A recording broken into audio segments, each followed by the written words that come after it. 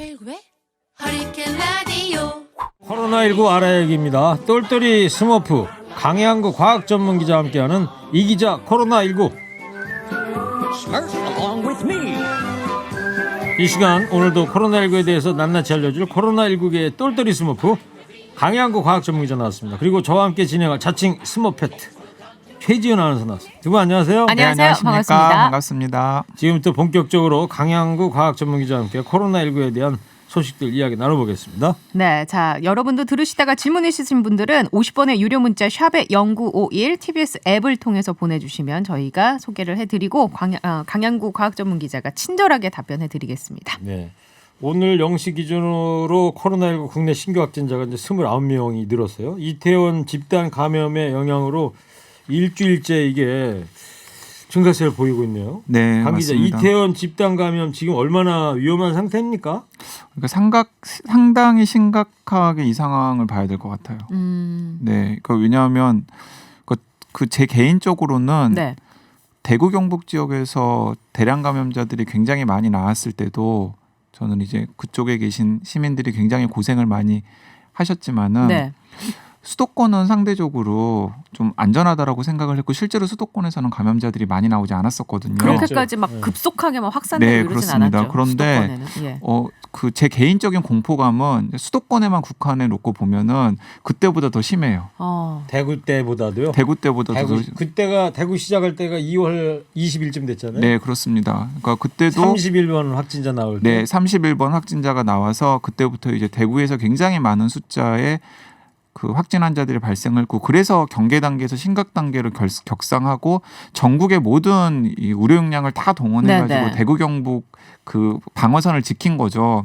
근데 그때 어쨌든 저는 수도권에서 살고 있는 시민이기 때문에 대구 경북 상황을 굉장히 걱정을 하고 저걸 어떤 식으로 효과적으로 막아야 될지에 대해서 뭐 지혜를 모으고 또 돕는 활동을 하면서도 일단 당장 내가 사는 수도권에 대한 공포감은 조금 덜했거든요. 근데 개인적으로 제가 여러 방역 전문가들을 만나서 이야기를 나눠보면 그분들도 마찬가지인 것 같아요. 심리적인 그런 어떤 위험성은 지금이 훨씬 더 심각한 걸로. 네, 수도권에 살고 있는 사람들의 경우에는 예. 그 심리적인 위험성뿐만 아니라 물리적인 위험도도 제가 생각하기에는 굉장히 높은 것 같아요. 마치 31번 환자가 나와서 대구에서 막 계속 하루하루 확진 환자가 늘어날 때 대구 시민들이 느꼈던 공포감을 저는 수도권에 살고 계시다면은 조금 느껴야 되지 않나라는 생각이 듭니다. 저는 예. 그 부분이 같은 맥락으로 2차 감염, 3차 감염이 지금 나오고 있잖아요. 네, 나오고 그래서 좀 더 있습니다. 무서운 것 같아요. 왜 그러냐면 왜 네. 이제 이게 차이가 생기냐면은 대구 경북 같은 경우에는 결국에는 지역 사회로 전파가 돼서 대구 경북 전체에서 굉장히 많은 수의 이 확진 환자들이 나왔고 또 고생을 많이들 하셨잖아요. 네. 그런데 어쨌든 간에 원 소스가 비교적 명확했습니다. 신천지. 네, 신천지라고 하는 네. 이제 특정 교단의 교인들 그리고 이제 그 교인들을 중심으로 해서 집중 수색을 하면은 찾을 가능성이 굉장히 높았고 실제로 그렇게 해서 찾아낸 거거든요. 네. 다 잡아낸 전수조사해서. 거죠. 전수조사해서. 그런데 그리고 또 우리가 신천지 교회를 많이 욕했습니다마는 그리고 또 명부 교인 명부 같은 것들을 얻는 과정에서도 잡음이 많이 있긴 했었습니다마는 어쨌든 간에 교인들 관리가 상당히 잘 되고 있는 교단이었었단 말이죠. 네네. 네. 그렇기 때문에 어쨌든 간에 통제가 그래도. 통제가 어느 정도 네. 가능했었던 거죠. 그런데 이태원 같은 경우에는 어쨌든 집중적으로 감염자가 발생했었던 그 황금 연휴 기간에 이태원의 클럽이나 혹은 이태원의 술집을 들락날락 했었던 분들이 수천 명에 이른다라는 게 방역당국의 추정인데 지금 많이 검사를 한다고 하더라도 그분들을 전부 커버하지는 못하고 있거든요. 근데 그런 분들 중에서 또 거기에 있는 분들은 대부분 젊은 분들이 굉장히 많잖아요. 예. 그리고 이번에 확진 환자들이 현황에서 알 수 있듯이 수도권 전역 그리고 심지어는 전국 곳곳에서 제주도도 갔고 맞습니다. 부산도 갔고 네, 전국 청주도 곳곳에서 갔고 이태원에 올라와가지고 그 황금 연휴에 즐거운 시간을 보낸 다음에 다시 내려가서 이제 일상생활을 하고 계시는데 그 사이에 어느 정도로 전파가 되는지를 지금 추적하기가 굉장히 어렵기 때문에 그래요. 제가 생각하기에는 이번 주말의 추이를 살펴서 주말까지 조금 막는 분위기면은 네. 한숨 돌릴 수 있을 것 같은데 그렇지 않으면은 이거 상당히 무서운 상황으로 될 수도 있겠구나라는 생각이 들어서 굉장히 공포스러운 상황이고요. 개인적으로 걱정이 많이 되는 네. 그리고 또 덧붙이면 문제가 되는 게 사실 이 부분이 오히려 걱정인데 네. 지금 이태원이 어디서 시작되었는지를 아무도 몰라요. 맞아요. 그러니까. 그거 저도 강 기자한테 물어보려고 그랬어요. 도대체 66번이라든가 네. 인천에 지금 보습학원 강사라든가 네. 이분들은 어디 클럽을 갔는데 거기는 누구한테 옮아가지고 66번이 초발 환자가 생겼는지 네. 그거 저도 물어보려고 그랬는데 그러니까 아무도 모르는 거예요. 지금. 모르는 거예요? 모르는 겁니다. 지금. 그러면 몰라요. 바이러스가 그러니까 예를 들어서 이제 66번 같은 경우에는 같은 직장에 근무하는 직장 동료 중에도 확진 환자가 한 명 있었잖아요. 예. 네. 근데 미스테리는 뭐냐면 그 회사의 다른 분들을 다 검사를 했더니 다 음성으로 나왔단 말이에요. 예. 가능성은 뭐냐면 이미 앓고 지나가신 분들이 있을 수는 있는 거죠. 그 회사에. 그건 항체 검사를 통해서 확인을 해볼 수밖에 없는데 아직 항체 검사를 저희는 하지 않고 있으니까. 네. 네, 그래서 그분들이 어디서 전파가 되었는지 최초에 전파가 되었는지 일단은 모르고 그리고 또 지금 방역 당국이 한 명을 통해서 그런 식으로 많이 확산되었을 수는 없다라는 거잖아요. 그렇죠. 처음에는 66번에서 다 시작된 건 줄 알았지만 하루 이틀 지나다 보니까 이 클럽이 아닌 다른 클럽에서 갔다 온 사람도 확진자가 생겼습니다. 맞습니다. 그리고 그래서 5월 1일, 5월 2일 그 즈음에 66번 용인 66번 환자와 같은 날 같은 시기 즈음에 증상이 나타났던 분들이 보고가 되고 있기 때문에 그분들 같은 경우에는 다른 곳에서 전파가 되어가지고 이태원에서 바이러스를 또 확산시켰다라는 생각이 합리적인 추론이잖아요. 그럼 도대체 그분들은 그러면 또 어디서 또 감염이 되어가지고 왔는지. 그러면 제가 강 기자의 어떤 개인적으로 그냥 생각하시는 추정. 네, 제가 추정을 해보건데 지역사회 숨은 감염자들이 상당수가 있는 거예요. 이미. 이미. 그러니까 그 클럽에 갔던 그 손님들 말고 이미 그 지역사회 이태원 쪽에 네. 이미 좀 바이러스가 퍼져 있었다. 특히 젊은 사람들을 중심으로 해서 꼭 이태원이 아니라고 하더라도 이제 어딘가에 수도권 곳곳에. 그리고 전국 곳곳에 뭐 많은 규모는 아닐 수 있지만은 이제 숨은 감염자들이 있고 그분들은 젊고 그리고 설사 바이러스가 몸속에 있다고 하더라도 일상생활을 하는데 큰 문제가 없고 심지어는 증상이 없을 수도 소위 있기 때문에 무증상자. 네, 조용한 전파자. 네, 증상이 없을 수도 있기 때문에 앓고 그냥 지나가는 거예요. 이제 그러다가 어떤 분이 증상이 심하게 나타나서 검사를 받아보면 확진이 되는 건데 그분에게 바이러스를 전파시킨 사람은 이미 다 나은 상태이기 때문에 검사를 하면 음성으로 나오는 거죠.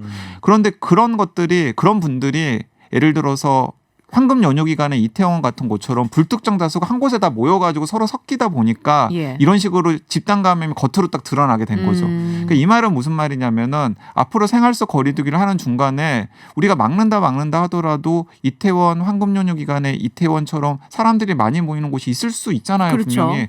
그런 곳에서는 어딘가 불쑥 또. 네, 어딘가 불쑥 또 이렇게 등장할 가능성이 있고 그게 이제 자칫 잘못해서 뭐 대구 신천지 교회라든지 아니면 이번에 이태원이라든지 네, 학원이라든지 학교라든지 이런 그래요. 집단 감염이 굉장히 요니한 곳과 딱 맞아 떨어지면은 대규모로 걷잡을 수 이제, 없는 예. 대규모 감염 사태가 생길 수 있다라는 겁니다. 이태원 클럽의 하여튼 최초 전파가 어떻게 시작이 되는지 그거는 전혀 오리무중이다. 자, 그런데 이제 황금 연휴가 5월 5일 날 이제 끝난 거 아니에요? 어린날까지. 네. 그러면 잠복기 2주다 치면은 다음 주 화요일이나 19일이나 수요일까지 네. 맞습니다. 그때까지 추위를 좀 지켜보는 수밖에 없겠네요. 추위를 지켜보는 수밖에 없는 거죠. 그래서 그때까지 추위를 지켜봤을 때 어느 정도 선에서 더 이상 확산이 안 되는 것 같다 그러면은 일단은 또 한숨 한번 쉬는 거예요. 네. 야, 이건 그래요. 좀 잘 넘어갈 수 있겠구나라고. 예, 그 원래대로라면 그래서 그 황금 연휴 지나는 19일, 20일쯤에 해서 고등학교 3학년 개학도 하고 순차적으로 이제 개학을 하려고 했단 말이죠. 네, 맞습니다. 근데 이거는 지금 상황을 보아하니 이제 일주일이 또 다시 미뤄졌고 아이들이 도대체 언제쯤 학교에 갈 수 있을 것인가. 네, 그러니까 정부 자문도 해주시는 네. 방역 전문가랑 어제 대화를 나눴는데 제가 네. 물어봤어요. 5월 안에 개학할 수 있을까요? 물 건너 간 것 같습니다. 아, 그래요? 라고 말씀을 고3들도. 하시더라고요. 심지어는 고3들도. 근데 왜 그렇게 판단을 할 수밖에 없냐면 이제 이태원에서 젊은 사람들이 막 감염자들이 많이 나왔을 때 다들 웃었지 않습니까? 아유, 젊은 사람들이 못 참고 이태원에 가가지고 춤 좀 췄나 보다. 근데 그 양상을 보니까 상상을 초월하는 거예요. 처음에는 용인 66번 환자 1명 이렇게만 돼 있었잖아요. 네, 그리고 이태원에서 그 황금 연휴 기간에 뭐 클럽 다녔던 분들이 도대체 어떤 분들인지에 대해서 그냥 우리 머릿속에서는 그렇죠. 그냥 이게 잘 놀기 좋아하는 네. 20대 초반의 젊은 분들이라고만 생각을 했는데 저도 40대도 처음에는 있던데. 네. 무슨 뭐 일반 저 젊었을 때 가는 무슨 고고장 디스코텍 그런데 네, 그리고 이제, 그렇게 생각을 이제 했었으니까. 거기에다가 이제 뭐 특정한 성 정체성을 가진 분들이 자주 들락날락거리는 클럽들이 포함되어 있었으니까 이제 또 그분들 커뮤니티 안에서 전파가 되겠구나라고 생각을 했었는데 알고 봤더니 그분들이 뭐 학원이나 학교의 원어민 교사 그러니까 그리고 학원 선생님, 과외 선생님하고 과외 선생님 네. 그리고 또 현직 학교 교사들. 그렇죠. 그렇죠. 뭐 또 간호사도 있었고 군인도 네, 있었고 간호사, 군인 이제 이런 분들이 그러니까 예. 우리가 일상생활에서 전파에 굉장히 걱정을 하고 신경을 써야 될 분들이 다수 포함되어 있다라는 사실이 드러난 거잖아요. 네네. 그리고 이제 그 연장선상에서 인천에서는 학생들이나 학부모들의 2차, 3차 감염 사례들이 지금 계속해서 나오고 있고요. 아마 검사가 계속되면은 오늘 지나면은 또 인천에서는 더 나올 가능성도 있습니다. 그러니까 이런 모습들을 보면서 야 이게 계약이 만약에 되었다 그러면 더 심각한 상황으로 갈 가능성도 어땠을까? 있다. 예. 그러니까 지금은 어쨌든 간에 학원을 가거나 과외만 가지 학교를 안 가잖아요. 근데 학원을 갔다가 과외를 수업을 받던 학생이 바이러스를 가지고 있는 채 학교 교실에 가가지고 친구들이랑 접촉을 했으면 예. 그러면 어떤 상황이 생기냐면은 그 반에서 아마 상당수의 확진 환자들이 생겼을 테고 그러면은 그 각 학교는 가정으로 가서 또 네 그리고 또 퍼지고. 그 학교는 그리고 부분 폐쇄 혹은 전면 폐쇄가 되는 상황이 되어버리거든요. 예. 그러면 고3 학생들이 타격을 입죠. 최소한 2주에서 네. 심하면 한 달 정도 공부를 또 할 수 없는. 아무것도 하지 못하는 상황이 되는 거예요. 예. 학교도 못 가고 학원도 못 가요. 참. 근데 실제로 또 인천에 고3이 또, 고3생이 예. 지금 감염이 된 맞습니다. 거 아니에요? 맞아요. 그러면은 어떻게 될까? 그래서 이제 계약은 당분간은 또 좀 힘들 수 있다. 그래서 지금 고3 학생들은 교육당국은 다음 주에 계약을 시킨다라는 것이고 어쨌든 순차적으로는 5월 안에 다 계약을 시킨다는 것인데 그게 확진 환자가 거의 무슨 0명 1명 이런 식으로 나오는 기간이 시나리오, 며칠 동안 예. 되었었고 생활 속 거리두기로 전환할 때 장밋빛 시나리오였는데 이게 교육당국의 지금 다 무효가 되어버린 그 거죠. 결정은 이미 지난주에 나왔던 거잖아요. 그러니까 저 또 이런 상황이 됐으니까 이번 주말이나 다음 주 또 월요일이나 봐야죠. 예. 교육당국에서 또 새로운 뭐 네, 또 봐야 될 것 같은데 지침을 내놓겠죠. 네, 제가 생각하기에는 이제 1주, 2주 이런 식은 약간 무용지물 대책인 것 그러게요. 같아요. 의미가 없다. 일선 교육 현장에서도 굉장히 또 힘들어하시고 선생님들도. 네, 맞습니다. 예. 그러니까 최소한 제가 그냥 원칙을 정하자면 이건 그냥 저의 의견입니다. 원칙을 정하자면 우리 아이들이 학교에 갔을 때 마스크를 안 끼고 수업을 받을 수 있을 정도의 안심이 되는 상황. 그 상황에 계약을 시켜야 되는 상황이지 네. 그렇지 않으면은 이런 불안한 상황이 계속해서 반복될 수 있겠다라는 생각이 들더라고요. 그러면은 진짜 이제 고3이 걱정인데 이미 고3 엄청난 피해를 보고 있는 상황이거든요. 네. 굳이 비교를 하자면은 지금 고3 학생들 예를 들어서 수능 시험을 예정대로 보면 재수생들과 비교했을 때 그러게 이제 또 격차가 생기고. 예, 격차가 생길 수밖에 없는 상황이고 또 고3 학생들 사이에서도 집에서 케어가 가능한 학생들과 그렇지 않은 학생들 그렇죠. 사이에 또 격차가 생길 수 있기 때문에 참 어렵습니다. 진짜 어떤 분들은 이런 얘기까지 해요. 내년 여름에 수능 시험을 보는 그런 극단적인 상황까지도 염두에 두고서 올해 말에는 안 되고 다양한 플랜들을 짜야 할 상황이 아닌가. 왜냐하면 그렇지 않으면은 그렇지 이제 너무 이제 그렇죠. 약간 여러 네. 변수 속에서 그러니까 해야 임기 되니까. 응변식으로 이런 식으로 하면은 결국에는 그 피해를 고스란히 학교 현장에 있는 아이들이나 혹은 학부모들이나 또 교사들이 볼 수밖에 없겠다라는 말씀을 드렸는데 저는 좀 들으면서 수긍이 갔습니다. 저는 이제 개인적으로 되게 궁금한 게요. 이렇게 지금 감염 원인 발생 그 시작을 이태원에서 못 밝히고 있잖아요. 오리무중으로. 그렇게 되면 어떻게 이거를 대처해야 됩니까? 오리무중으로 못 밝히는 경우에는? 일단은 지금 일단 막는 게 중요한 거죠. 지금 예. 막 여기저기서 이제 감염의 고리들이 나오고 있기 때문에 그런 것들을 막는 게 굉장히 중요한 일이고 일단 처음부터는 예. 사실 그것만으로도 지금 정신이 없는 상황이긴 해요. 그래요. 그런데 계속해서 제가 이 브리핑 시간에도 몇 차례 강조를 해드렸잖아요. 지역사회 숨은 감염자의 수준이 어느 정도 되는지에 대한 과학적 근거를 좀 확보하는 게 필요하고 네. 예. 그 과학적 근거를 확보하기 위해서 할 수 있는 가장 좋은 방법은 뭐냐면 항체 검사를 하는 거다. 자. 그래. 그 얘기는 잠시 후에 네. 하고 지금 뉴스 속보가 떴는데 그러는데요. 교육부 차관이 고3생들의 등교 수업에 대해서 현재는 연기를 검토하고 있지 않다라고 이렇게 다음 주 수요일 밝혔어요. 날 예정대로 이제 등교를 시킨다는 거죠. 네. 그런데 뭐 이제 이런 그 교육 당국자의 이야기가 네. 조변석계처럼 바뀐 게 한두 번이 아니기 때문에 예. 이제 계속해서 좀 상황을 지켜봐야 될 것 같습니다. 일단은 뭐 교육 네. 당국의 이야기는 정확히 좀 이 청취자들께 전달해 드리는 걸로 하고 네. 네. 자 지금 많은 분들께서 질문을 보내주고 계신데 최지은 아나운서 좀 네. 질문 좀 대신 해주세요. 3546번님이 숨은 환자들도 있었겠지만 제일 위험한 사람들이 미군들이라고 하네요. 그들은 이태원에 몇 번을 다녀가도 검사도 제대로 그 못하게 한다고. 맘대로 못한다는데요. 이렇게 네. 질문 주셨어요. 네, 맞습니다. 그러니까 사각지대들이 있죠. 이제 두 가지 큰 사각지대가 있는데 하나는 예. 뭐냐면 미등록 이주 노동자나 혹은 뭐 안산이라든지 이런 곳에서 네. 이제 이주 노동자로 일을 하시는 분들이에요. 예. 네. 이제 그분들 같은 경우에는 주거 환경이 또 굉장히 열악하거든요. 그분들부터 제가 이제 말씀을 드리자면은 네. 그래서 만약에 집단 감염이 나타나면 싱가포르도 이주 노동자 공동체를 중심으로 해서 집단 감염이 막 계속해서 다시 시작되고 있거든요. 네. 예. 그래서 이제 그분들에 대한 대응으로 정부가 내놓은 게 뭐냐면 미등록 이주 노동자라고 하더라도 무조건 검사해라. 설사 미등록 이주 노동자고 하더라도 불이익을 전혀 주지 않겠다. 그런 경고를 계속해서 내보내고 있어요. 예. 왜냐하면 방역 당국도 그 부분이 사각지대일 수 있겠구나라는 걸 인정을 하고 있는 겁니다. 이제 그리고 다른 하나는 이제 우리나라 이제 미군과 같은 분들인데 네. 이제 그분들 같은 경우에는 결국에는 미군의 방역을 믿을 수밖에 없는 상황이거든요.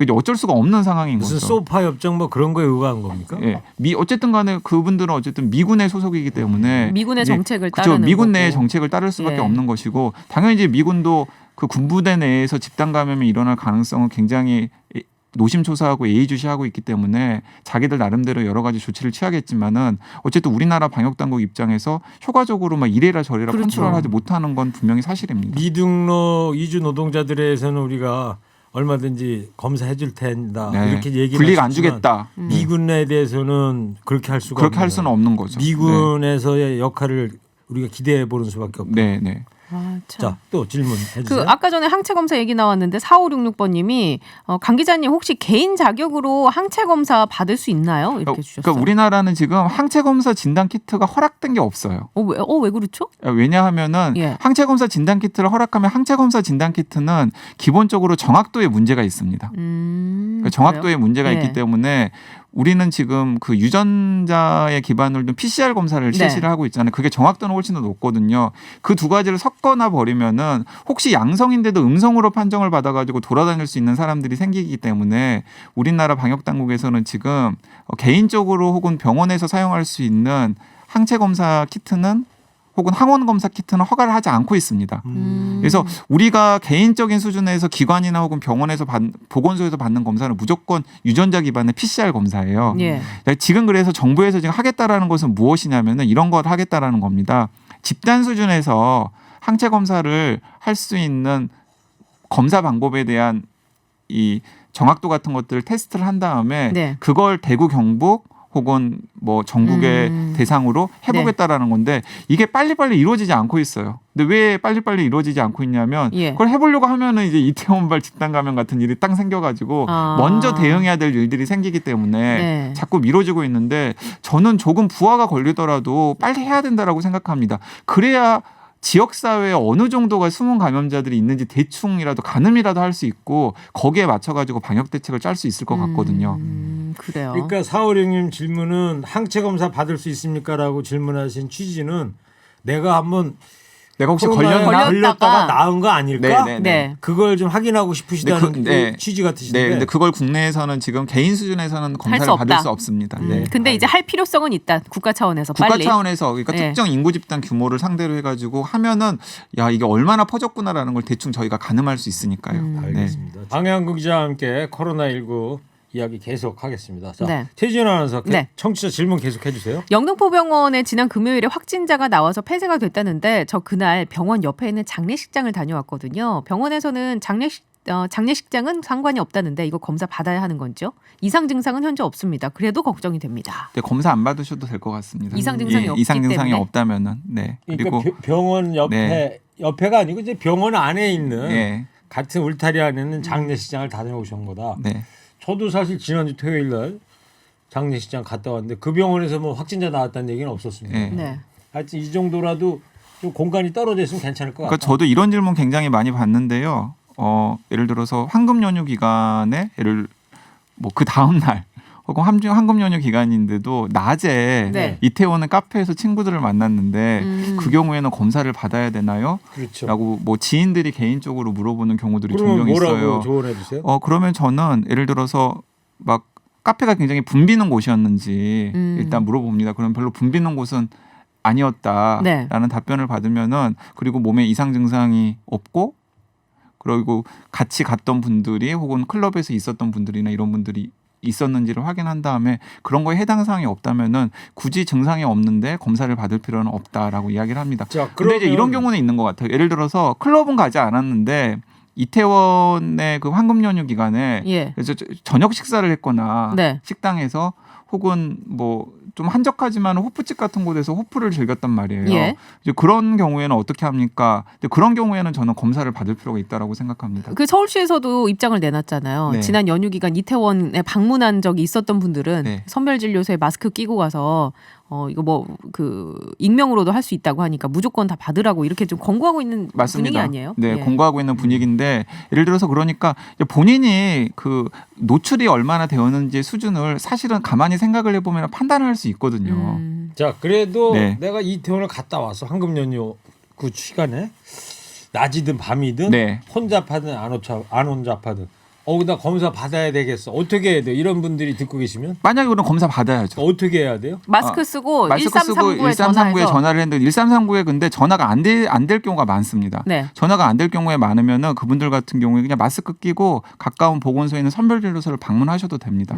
그러면 이태원에 지금 공지하고 방역 당국이나 혹은 지자체에서 공지하고 있는 기간에 이태원을 다녀왔는데 뭐 증상이 특별히 있지는 않습니다만 검사 받고 싶습니다. 그러면은 대부분 검사를 바로 해주는 것으로 알고 있고 예. 예를 들어서 현장에서 판단을 했을 때 굳이 검사가 필요 없어 보입니다라고 할 때는 그냥 검사 안 받으셔도 되는 거죠. 네, 그럴 때 선별진료소 이제 검사 받을 때 이제 무료로 하는 거죠. 네 무료로 하는 거죠. 네. 이것도 궁금해요. 요새 이거 이슈인데 양구 기자님 현재 해외에서 유행하고 있는 어린이 괴질은 코로나19처럼 전 세계에 이게 전염이 될 가능성도 있는 건가요? 13세 이하 아이들이 많이 걸린다는 괴질.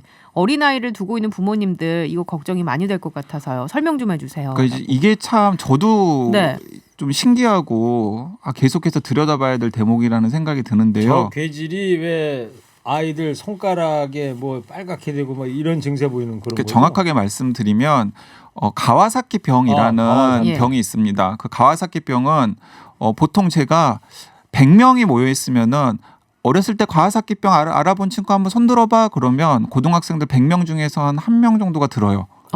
예. 네, 그러니까 뭐 아주 흔한 병도 아니지만은 그렇다고 아주 희귀한 병도 아니에요. 네. 근데 원인은 정확하게 모릅니다. 그런데 열이 나는 거예요. 전신에서 열이 나서 병원에 가가지고 검사를 해보면은 이 혈관 속에 염증들이 막 생겨가지고 온몸에 막 염증 반응이 일으켜가지고 그게 이제 아주 심한 발열로 나타나는 반응이에요. 네네. 그런데 그 제대로 빠른 시간에 몸에 항생제를 들이붓지 않으면은 상당히 위험해질 수도 있는 병인데 예. 보통 10살 미만의 소아에게 자주 걸리는 병입니다. 네네. 그런데 이 괴질이 지금 그 가와사키병의 증상과 비슷하다 그래서 예. 뉴스에서 자꾸 가와사키병이 거론이 되는 거예요. 예. 근데 가와사키병은 가와사키라는 이름에서도 알 수 있듯이 일본의 전문가들이 굉장히 많이 있거든요. 네네. 근데 일본의 가와사키병 전문가들은 자기들이 보기에는 가와사키병과 증상은 유사하지만 가와사키병과 직접적인 관계는 없다라고 지금 이야기를 해놓은 상태입니다. 그럼 이거 코로나19랑은 연관성이 밝혀졌어요, 명확하게? 이제 이 대목을 제가 설명을 드리려고 네. 하는데 그것도 잘 모르는 거예요. 근데 문제는 뭐냐면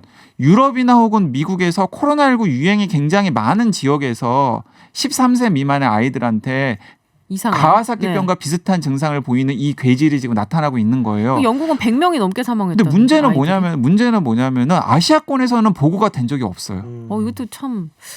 그러니까 그래요? 이것도 참 이상한 네. 거예요. 그러니까 이게 아시아권 중국 같은 경우에서도 우리나라 대구 같은 경우에서도 어쨌든 간에 많이도 걸렸잖아요. 예. 근데 가와사키병과 유사한 괴질이 보고된 바가 없거든요. 음. 그런데 미국이나 유럽에서 지금 계속해서 보고가 되고 있고 방금 말씀하신 것처럼 뭐 영국에서는 네. 뭐 100명 뭐 예. 이런 이야기들이 나오니까 의심을 해볼 수밖에 없는 거죠. 이게 코로나19 유행이랑 뭔가 연관이 있는 건가?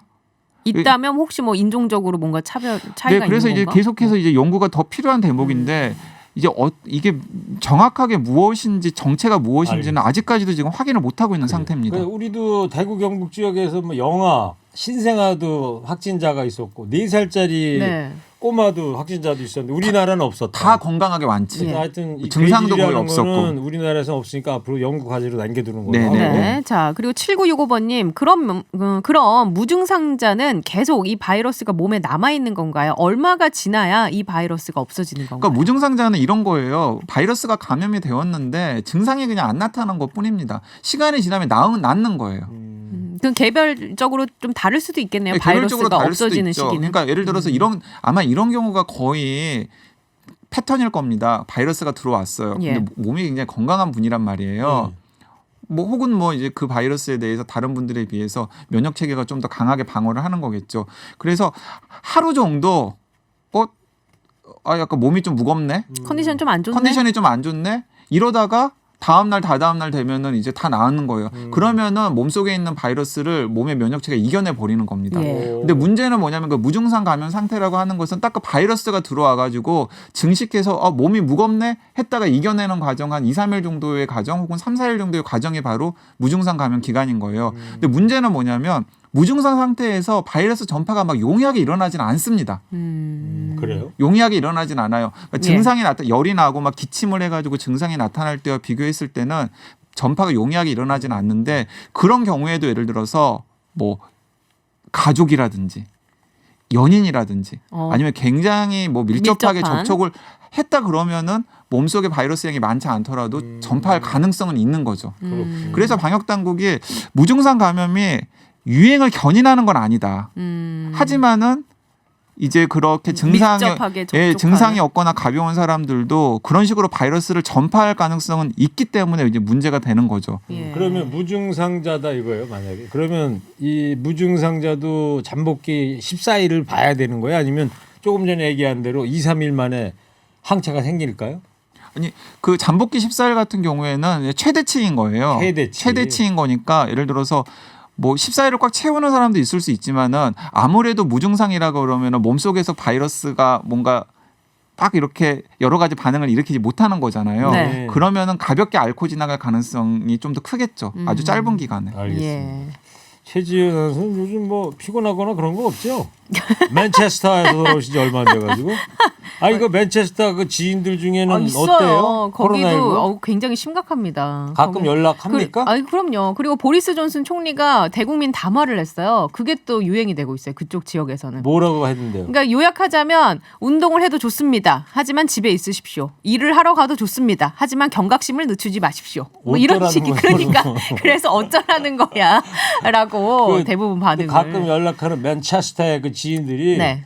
우리 교포예요? 아니면 그 잉글리시예요? 교포도 있고 잉글리시도 있어요. 잉글리시하고 할 때는 어떻게 해요? 언어를? How are you? 그래요? I'm fine, good. 그 얘기만 해요? 넘어가요. 예. 네. 또 질문해 주세요. 아니 이게 그 정말 절망적인 얘기기도 하고 이게 아직 백신이 없다는 게 또 문제잖아요. 네, 그래서 0622번님이 백신이 나올 예상 시기는 언제쯤인지 대충이라도 예상할 수 있을까? 네, 백신 없고요. 그리고 정상적으로라면 네. 내년 봄 정도나 기대해 볼 수 있어요. 내년 봄. 내년 봄 정도. 거의 한 1년 정도 네. 또 기다려. 근데 이제 중국에서도 지금 몇 종류의 백신들이 임상 시험에 들어갔거든요. 예. 그래서 중국의 방역 당국이나 혹은 중국 제약사들은 빠르면 올 가을에도 긴급하게 사용할 수 있는 백신이 등장할 수도 있다라고 네. 이야기를 하고 있는데 항상 그 대륙의 허풍이라는 게 있지 않습니까? 예, 우리나라는 어때요? 우리나라는? 우리나라 같은 경우에는 백신 개발과 관련해서는 유의미한 성과를 아직까지는 보이지는 않고 있습니다. 근데 지금 백신 개발에 들어간 업체들은 좀 있잖아요. 네, 백신과 관련된 여러 가지 기초 연구라든지 이런 것들을 시작한 업체들은 많이 있지만은 네. 우리나라가 뭐 임상 시험에 들어갈 정도로 눈에 띄게 성과를 올리는 기업은 없고요. 이제 다만 우리나라 같은 경우에는 그 렘데스비르의 영향을 받아가지고 기존에 있는 약들 중에서 혹시 코로나19의 렘데스비르처럼 듣는 게 있지 않을까를 네, 놓고서 치료제 얘기하는 거죠? 네, 지금 그 치료제, 얘기는? 네, 치료제를 지금 막 열심히 개발해 보려고 하는 제약사들은 있죠. 저는 네. 그 얘기 들었는데 국내 연구진이 그 렘데시비르보다 600배 강력한 코로나19 약물을 찾았다고 들었는데. 그러니까 이게 이제 참 이제 현실과 기대 사이의 간극인 건데 네. 이 600배 강력한 게 무엇이냐면은 세포 수준의 실험인 거예요. 아, 그러니까 그게 세포 작은 네. 세포 수준에. 그러니까 원래 이게 이런 겁니다. 렘데스비르처럼 기존에 있던 많은 약들 중에서 네. 혹시 코로나19에 듣는지를 실험을 여러 가지를 할 거 아니에요. 예. 근데 처음 해보는 것은 무엇이냐면은 그 약 성분을 이제 코로나19 바이러스를 제압할 수 있는지 세포 수준에서 실험을 해보는 거예요. 아주 작은 거에. 네, 세포 수준 실험을 해봤는데, 렘데스비르를 뚝 떨어뜨리는 것보다 이 약 성분을 떨어뜨렸더니 효과가 좋네. 효과가 좋네. 그러면은 이제 일단은 보도 자료를 딱 뿌리는 거예요. 왜 보도 자료를 뿌릴까요? 이게 이제 기업 홍보를 기업 위해. 홍보라든지 예. 혹은 뭐 상장 기업이라면 주가에도 상당히 영향을 줄 수 있을 것 아니에요. 근데 문제는 뭐냐면 그걸 약으로 만들어 가지고 인체를 대상으로 인체를 했을 때는 대상으로 해서 우리가 직접 뭐 정맥 주사로 맞거나 혹은 알약 형태로 먹었을 때 효과가 있을지의 문제, 그리고 안정성보다 효과가 훨씬 더 클지의 문제는 또 여러 가지 또 절차를 거쳐야 되잖아요. 예. 이제 그렇기 때문에 이런 뉴스들은 계속해서 노력하고 있다라는 사실에는 박수를 보내되 아직까지 약간 좀 뭐, 걸러서 들어야 눈에 된다라고 보이는 건 생각합니다. 없다. 네. 그래요. 그러면 하여튼 백신은 우리는 아직 착수한 게 없는 것 같고 치료제는 이제 몇 군데서 하는 것 같고. 하는 것 같고, 그리고 렘데스비르는 뭐 제한적이지만 효과도 있을 수도 있다라는 이제 성과가 임상 시험 결과까지 나온 상황이고요. 우리나라에서도 렘데시비르를 사용해 본 적이 있나요? 우리나라는 지금 아예 환자들한테 그냥 일상적으로 사용은 못 하고 있고요. 아직은 예. 지금 4개 병원에서 임상 시험 하고 있습니다. 네, 4개 병원에서 임상 시험하고 그 결과도 빠르면 이달 말, 늦으면 다음 달 초 정도에 나올 것으로 치료제에 보입니다. 대한 임상 시험을 하고. 네, 있는 렘데스비르 치료제에 대한 임상 시험을 우리나라 환자들을 대상으로 하고 있는 거죠. 렘데시비르를 갖고 임상 시험을 네, 하고 네. 있다. 그게 네. 이제 다음 달쯤에 결과가 좀 그렇죠. 이제 보고가 우리나라 환자들을 대상으로 한 결과가 나오겠죠. 알고. 이건 어때요? 남성 호르몬이 부족한 코로나19 환자의 사망 위험이 더 높다. 이런 연구 결과가 나왔다던데요. 근데 이제 이 연구 결과가 나왔는데 예. 이제 이 연구 결과는 동료들의 심사를 받지 않은 논문이에요. 아, 그럼 좀 신빙성이 조금 예, 떨어질 수 신빙성이 있겠네요. 조금 떨어지는 연구 결과인데 예. 그 연구진들의 주장은 이런 겁니다. 그러니까 남성 호르몬이 테스토스테론이라고 하는 호르몬인데 그게 면역 체계에도 관여를 한대요. 그렇기 때문에 그 면역 체계에 관여하는 그 호르몬의 양이 좀 적게 발견이 되면 면역 체계가 제대로 활성화가 안 되어서 코로나19에 효과적으로 저항을 하지 못할 가능성이 있기 때문에 뭐 연관은 되지 않겠느냐라고 하면서 이제 이 실험 결과를 내놓았는데 네. 이게 과연 유의미한 실험 결과인지에 대해서는 다른 과학자들의 검증 과정을 거쳐야 되는 연구입니다. 테스토스테론이 이게 남성 호르몬. 남성 호르몬이죠. 네.